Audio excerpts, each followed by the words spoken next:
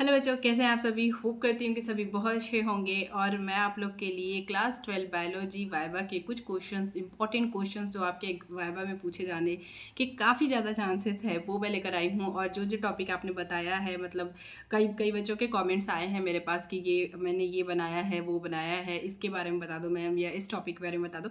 तो बहुत सारे हैं। तो मैं आपको बता दूं कि देखिए, मैं आपका मतलब एक ये लिस्ट बना रही थी कि बच्चों का क्या होता है, कमेंट्स आता है तो उसमें फिर वो नीचे चला जाता है। तो मैं सबको लिख लेती हूँ कि कौन कौन सा टॉपिक आपने बोला है कि आपको बताना है, चाहे वो वाइवा से रिलेटेड हो, चाहे आपके एग्जाम से रिलेटेड हो, जो भी आपको समझ में नहीं आता है। तो उनकी एक लिस्ट बनाती हूँ, उसके अकॉर्डिंग मैं वीडियोस मतलब आपको अपलोड करती रहती हूँ, बनाती रहती हूँ। तो मैंने कुछ लिस्ट बनाई है। उसके अलावा भी मैं आपको बता दूँ कि जैसा क्या होता है कि मान लो आपने पुष्प की संरचना बनाई है, ठीक है। शुरू ही कर देते हैं वीडियो। अच्छी लगे, वीडियो पसंद आए, हेल्पफुल लगे तो वीडियो को आपको पता ही है, लाइक करना है, शेयर करना है, और चैनल को सब्सक्राइब नहीं किया है तो सब्सक्राइब कर लीजिएगा। तो मैं आप लोग के लिए लेकर आई हूँ। सबसे पहले मैं आपको बताऊँ, देखो आपका बायोलॉजी के डीएनए में डीएनए बोल रही हूँ, बायोलॉजी के वाइवा में आपको डीएनए से रिलेटेड काफ़ी क्वेश्चन पूछे जाएंगे।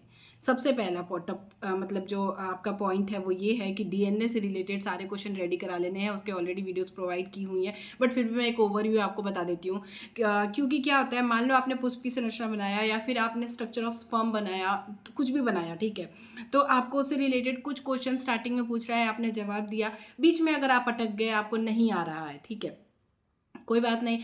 तो फिर एग्जामिनर आपसे बोलेगा कि क्योंकि बायोलॉजी का पेपर है तो डीएनए एक ऐसा टॉपिक है कि अगर आपको नहीं बन रहा है आपके टॉपिक से रिलेटेड क्वेश्चन, तो एग्जामिनर जो है एक्सटर्नल है, उसके मुंह पे रखा रहता है डीएनए के क्वेश्चंस, तो वो डीएनए से उठा के क्वेश्चन पूछ देगा। या फिर नेक्स्ट एक और मैं आपको बताऊं कि वो आपसे पूछेगा कि आपने कौन सा मतलब टॉपिक तैयार किया है, या फिर आपके बुक से रिलेटेड, सीधा वो बुक में कूद जाएंगे, ठीक है। कई एक्सटर्नल ऐसे आते हैं जो सिर्फ डीएनए से रिलेटेड कुछ कुछ क्वेश्चन पूछते हैं, उसके बाद बोलते हैं अच्छा ठीक है बेटा जाओ। और कई जो एक्सटर्नल आते हैं वो बुक से कुछ उठाते हैं। या फिर कई ऐसे भी होते हैं जो आपसे पूछेंगे और आप जो बताएंगे उसी से रिलेटेड दो चार क्वेश्चन और पूछ लेंगे, फिर आगे क्या करना चाहते हो वगैरह वगैरह करके आपका वाइवा कंप्लीट हो जाएगा। तो डरने की बहुत ज़्यादा जरूरत नहीं है, क्योंकि उनके हाथ में ज़्यादा मार्क्स होते नहीं है। मतलब मुझे ऐसा लग रहा है कि ज़्यादा से ज़्यादा 5 से 7 नंबर का उनका वो जो होता है। अगर 30 नंबर का आपका पूरा प्रैक्टिकल है तो 20 मार्क्स तो आपको मिलने ही मिलने हैं।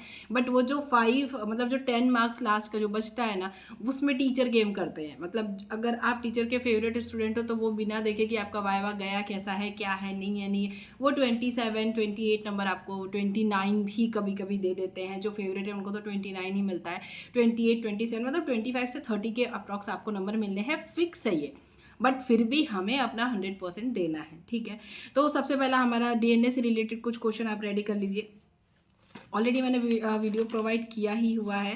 डीएनए से रिलेटेड, पुष्प की संरचना से रिलेटेड, बायोलॉजी क्या है, ठीक है। सबसे पहला जो जरूरी क्वेश्चन होता है लोग पूछ लेते हैं, मतलब जो एक्सटर्नल है वो पूछेगा कि बायोलॉजी क्या है, कोशिका क्या है, सेल्स कितने प्रकार की होती है, प्रोकैरियोटिक या यूकैरियोटिक, जब आप बताएंगे तो कोशिका में अंतर बता दो, एक दो अंतर की होता क्या है, डीएनए तथा आरएनए का पूरा नाम क्या होता है। सबसे पहले डीएनए का क्वेश्चन यही पूछेंगे, भाई डीएनए का पूरा नाम क्या होता है। तो डीएनए के पूरे नाम है डीऑक्सीराइबोस, मतलब उसमें एक एक पर्टिकुलर कुछ उठा के पूछ लेगा, जो आप बोलोगे उसी से क्वेश्चन आएंगे, ठीक है। फिर पुष्प के चारों चक्रों के नाम बताओ, मेंडल कौन थे, मतलब ये तो बायोलॉजी के कुछ इंपॉर्टेंट क्वेश्चन है ना। मेंडल के नियम बताओ, बैक्टीरिया क्या होते हैं, फिर एटीपी का पूरा नाम क्या होता है, पाचन, एटीपी होता क्या है, पाचन क्रिया क्या होती है, उसमें कौन से एंजाइम इन्वॉल्व होते हैं, लार में कौन सा एंजाइम पाया जाता है, मनुष्य में कितने गुणसूत्र पाए जाते हैं। फिर और क्वेश्चन है, मतलब जीन क्या होते हैं, बायोटेक्नोलॉजी क्या है, क्योंकि बायोटेक्नोलॉजी आपका इंट्रोड्यूस हुआ है तो उसके बारे में आपने काफ़ी कुछ पढ़ा है, तो बायोटेक्नोलॉजी क्या है।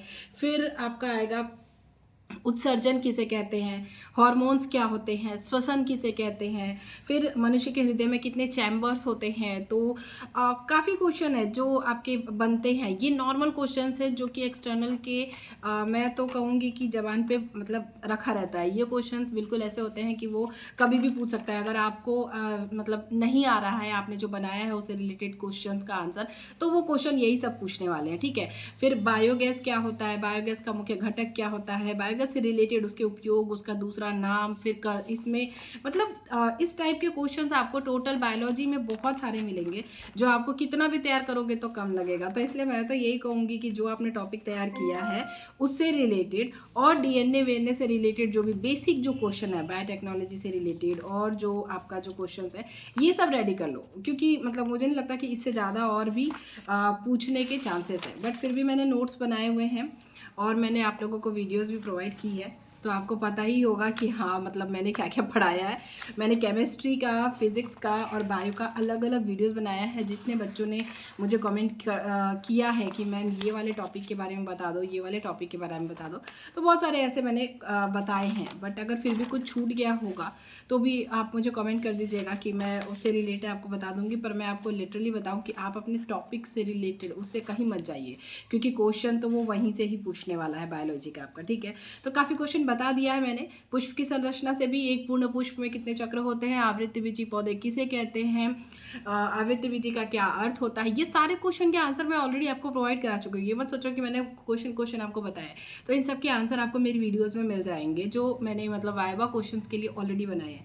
तो ये सारे क्वेश्चन आपको प्रिपेयर कर लेने हैं और डरना नहीं है यार, बिल्कुल भी डरने की कोई ज़रूरत नहीं है, क्योंकि मुझे पता है कि कोई भी स्कूल वाला मतलब अपने प्रैक्टिकल के जो नंबर्स होते हैं ना, उनको आप मतलब लिटरली बता रही हूँ कि उनके लिए आपको टेंशन लेने की ज़रूरत नहीं है। कोई भी स्कूल वाले क्या चाहते हैं कि उनके प्रैक्टिकल के जो मार्क्स हैं ना वो काफ़ी अच्छे आए। तो अगर मतलब जैसे 30 मार्क्स का है तो आप एकदम निश्चिंत हो जाओ। आपने अगर कॉपी में लिखा है, वाइवा में मान लो कुछ बोला, कुछ नहीं बोला, गलत सही जो भी बोला, लेकिन आपके 25 मार्क्स कहीं नहीं गए, ठीक है। मिनिमम 25 मार्क्स तो हर स्टूडेंट को मिलता है। जो बहुत ही ऐसा होगा जिसने टीचर से लड़ाई कर ली होगी, पंगा कर लिया होगा, उसका 22, 23, 24 ऐसा आता है। लेकिन मतलब आप अगर नॉर्मल स्टूडेंट हो, जो आपने सब कॉपी कंप्लीट की है, लिखा है, टीचर की स्टूडेंट में मतलब टीचर की नज़र में एक एवरेज स्टूडेंट हो, तो आपको 25 मार्क्स कहीं नहीं गए। 26, 27, 28 ऐसा भी मिल सकता है, ठीक है। तो डोंट टेक टेंशन, ज़्यादा वाइवा को लेके टेंशन नहीं लेना है। बट फिर भी अगर आपको कोई टॉपिक समझना हो, पर्टिकुलरली ये टॉपिक समझना है मैम, तो आप मुझे कमेंट कर दीजिएगा, मैं वो वाले टॉपिक से रिलेटेड आपको क्वेश्चंस प्रोवाइड करा दूंगी। चलिए, मैं मिलूंगी आप लोगों से अपनी अगली वीडियो में। ये बायोलॉजी के लिए स्पेशली वीडियो थी, फिर मैं फिजिक्स और केमिस्ट्री का भी आपको बता दूंगी। वीडियो पसंद आई होगी, हेल्पफुल लगी होगी तो वीडियो को लाइक कीजिएगा, आप सभी को पता ही है। और ज़्यादा से ज़्यादा दोस्तों में शेयर कीजिएगा। चैनल पर नए हैं सो प्लीज़ चैनल को सब्सक्राइब कर लीजिएगा। Thank you, thanks for watching. धन्यवाद आप लोगों को सभी को इतना ज़्यादा मतलब मेरा पढ़ाना पसंद करने के लिए। Thank you, thanks for watching.